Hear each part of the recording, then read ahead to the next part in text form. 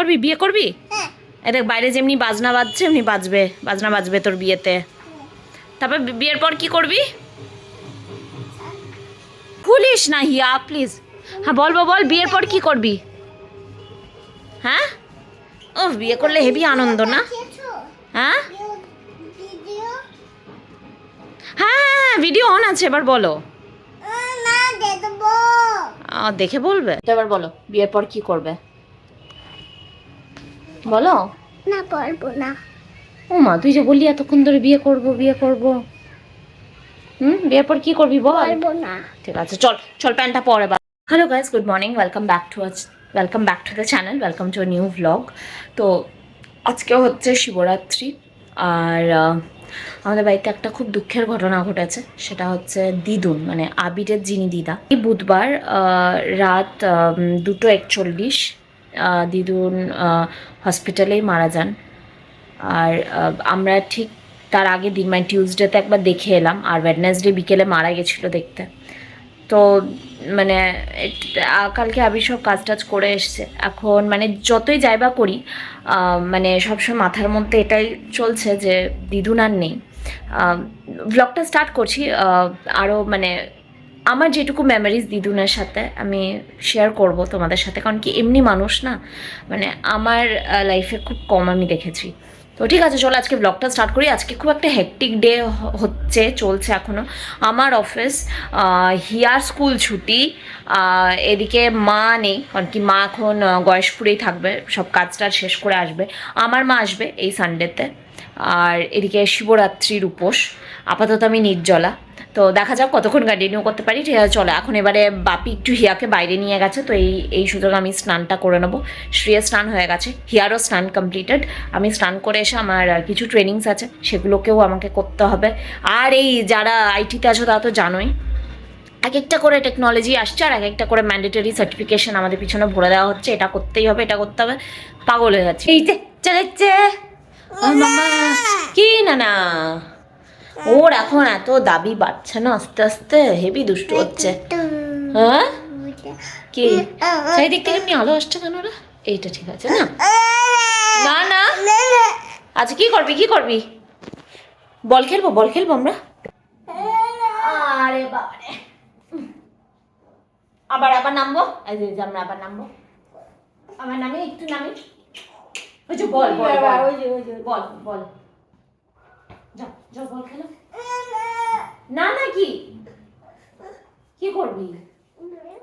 বেউ করে আসছে না, বেউ করে চল। তো চলো, এখন শ্রীকে কাকিমা খাওয়াচ্ছে, এদিকে আমার স্নান হয়ে গেছে। এখন আবার অফিসে বসবো, আর হিয়া এলে আবার হিয়াকে খাইয়ে নেবো। ওই যে চলে এসছে, বাইরে চেঁচামেচি শুনতে পাচ্ছি, চলে এসছে। মা যাবো, আর অলরেডি ছোটটা আমার কাছে ঢুকে আছে। কি মাম্মা, পাগল করে দিবি রে তোরা দুজন আমাকে।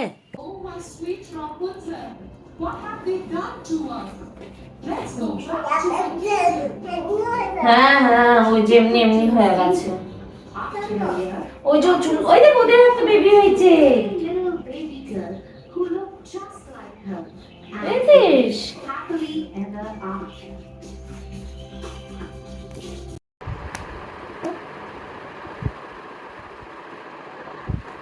এখন বাজছে 3:43, আর এখন অবধি আমি খাইনি।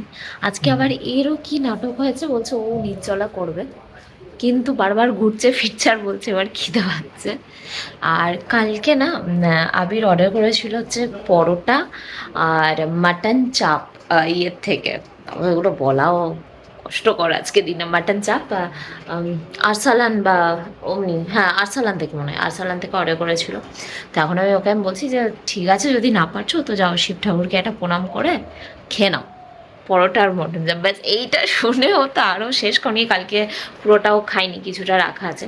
আর আমার দুঃখের কথাটা জানো, মানে উপোস আছি ঠিক আছে, বাট মানে এখন আমার রিসেন্ট আমি যে প্রজেক্টে আছি that is related to food, restaurant change আর এইসব। আমার তো ভাবো মানে ল্যাপটপ খুলে অ্যাপ্লিকেশনে ঢুকলেই শুধু বার্গার শেক এইসব, মানে খুবই কষ্টকর আমার জন্য আজকে কাজ করাটাও ইনফ্যাক্ট। এখন আমি আর আবির একটু বেরোলাম। আসলে এই রোববার যেহেতু মায়ের কাজটা আছে, তো আমাদের কিছু জিনিসপত্র কিনে পাঠাবো বাপির হাত দিয়ে, যেগুলো লাগবে আর কি মা যখন কাজ করবে। তো সেগুলো কিনতে এখন যাচ্ছি আমরা, কারণ কি আজকে ফ্রাইডে, কালকে রাতে বাপি আবার চলে যাবে গয়েশপুর। তো তারা যে আর কাল সকালে আমাদের টাইম হবে না, তাই আজকেই কিনতে হবে।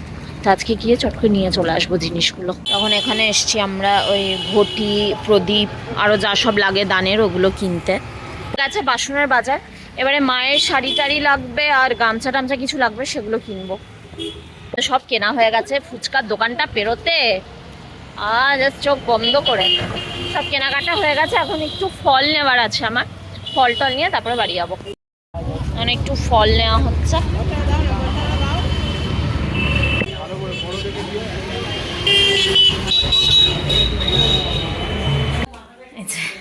আর 1 ঘন্টা বাকি, আমরা 8টার সময় জল ঢালবো। এখানে আমার সাদা আলুর তরকারি হয়ে গেছে, আর বানাবো হচ্ছে লুচি। আর এখানে আবির বানাচ্ছে শরবত। ও জিভ দিয়ে ও জাস্ট ওয়েট করছে জলটা ঢেলেই কখন ওর পেটে একটু জল ঢালবে। এখানে মিছরি ভিজিয়েছি আমরা, চিনি খাচ্ছি না। তো এদিকে সব রেডি হচ্ছে, আমাদের মোটামুটি এখন 8টা বেজে গেছে। তো আমাদের উপাস ভঙ্গ।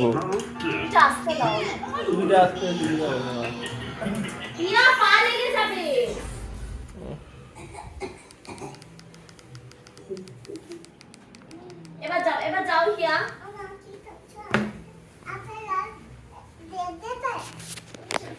সব দেবো, তুমি এখন যাও। এটা করে নি, আমরা পুজোটা দিয়ে নিই। তুমি একটু সাইডে বসো। এইটা সাইডে বসো, আসো এখানে বসো।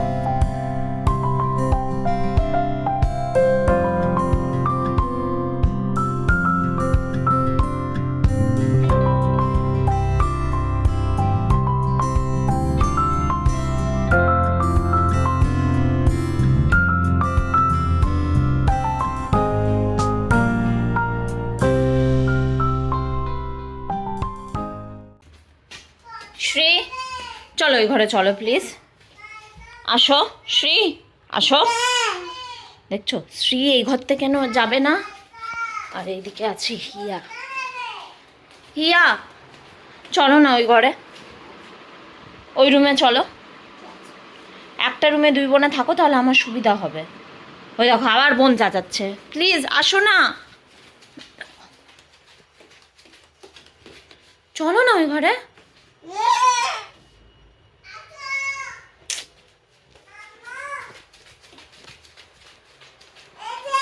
আসো চলো ওই ঘরে চলো, চলো বোনের কাছে চলো। নেবে না চল না, সব গুটিয়ে চল।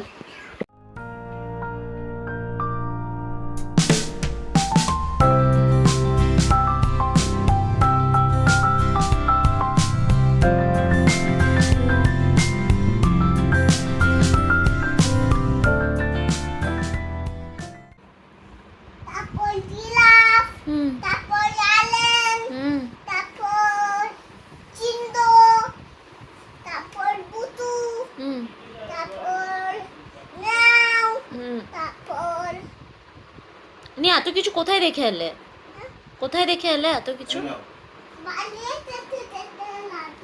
আচ্ছা আমাদের ফার্স্ট প্রহরে হয়ে গেছে, বা সেকেন্ড প্রহরে ঘি না দই দেব।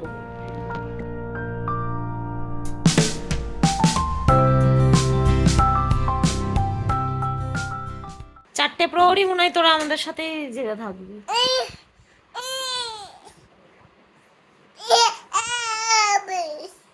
আবিশ আবিশ আবিশ ও বাবা। তো হিয়াশ্রী ঘুমিয়ে গেছে, এখন আমাকে বসতে হবে এডিটিংয়ের জন্য, কারণ কি অনেকদিন ধরে একটা ভ্লগ ওটা একটু ডিলে হচ্ছে, কারণ কি মাঝে এই দিদুনের এই ব্যাপারটার জন্য একটু ডিস্টার্ব ছিলাম আমরা, আর এটার জন্য একটু ডিলে হলো। ও যেটা বলছিলাম, এই দিদুন মানে এমন একটা মানুষ ছিল যে না মানে আমি তো তাও খুব কম টাইমের জন্য দিদুনকে দেখেছি, দিদুনের সাথে কথা বলেছি। আর তারপরে মানে বাকিদের মুখেও মানে যেটা শুনি যে মানে কখনো কারুর খারাপটা দেখতো না, মানে সবার যেটা ভালো সেটাকে হাইলাইট করি। আমাদের দেবে গয়েশপুরে একটা ব্লগ আমি দিয়েছিলাম দিদুন বাড়ি যাওয়া। তো মানে ওই গয়েশপুরে ওই বাড়িটা আর কি দিদুনকে ছাড়া ভাবাই যায় না।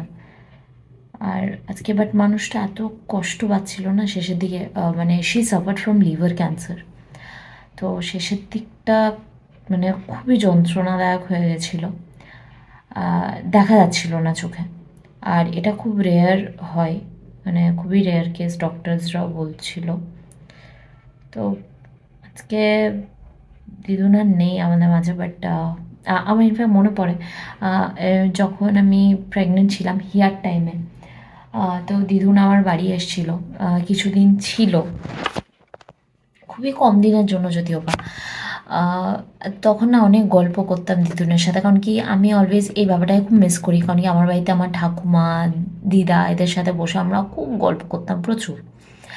হ্যাঁ, আর মানে যখন ঠাকুমা আসতো, হ্যাঁ, তো ঠাকুমার সাথে ইয়ার্কি মারতাম, রাগাতাম, মানে মানে ঠাকুমা আসা মানে যেন বাড়িতে একটা বাচ্চা এসছে এমনি করতাম। হ্যাঁ, এইটা খাওয়াবো ওইটা খাওয়াবো, তো তারপর ঠাকুমা চলে যাওয়ার পর সে ব্যাপারটা মানে মানে মিসিং হয়ে যায় লাইফে। তো আবার এই মানে দিদুন বাড়িতে কিছুদিনের জন্য আসাতে আমার ওটা খুব মানে মজা লাগছিল যে পেয়েছি আবার কাউকে, তো অনেক গল্প করতাম। আর ঘুম থেকে ওঠার পরে না দিদুন এসে বলতো গুড মর্নিং দিদি ভাই, এই কথাটা এখনো অবধি মানে আমার কানে ভাসে। এত সুন্দর একটা হাসি মুখ নিয়ে উঠে মানে বেশ করতো। আর এই মানুষগুলো এদের এদের লাইফে জানো তো মানে আজকালকার দিনে we talk a lot about feminism. There are people who declare we are feminist, এই ওই অনেক কিছু we say, বাট যখন এদের স্ট্রাগলটা শুনবে, এদের গাটসগুলো দেখবে, মানে তখন তুমি বুঝবে হোয়াট। বাবা, আমি ভাবলাম আমি এখন গানের প্র্যাকটিস করছে, আমি ভাবলাম হিয়া কাজ। মানে এদের গল্পটা শুনলে না তখন তুমি বুঝবে মানে এরা কি মানুষ ছিল। কিছু কিছু এদের স্যাক্রিফাইসেস, কিছু কিছু এদের সাহস, এগুলো মানে সত্যি এইরকম মানুষের সাথে কথা বলে বসে কথা বললে না অনেক কিছু শেখার আছে এদের থেকে। তো ওটাই আর কি মানে মিস করছি খুব।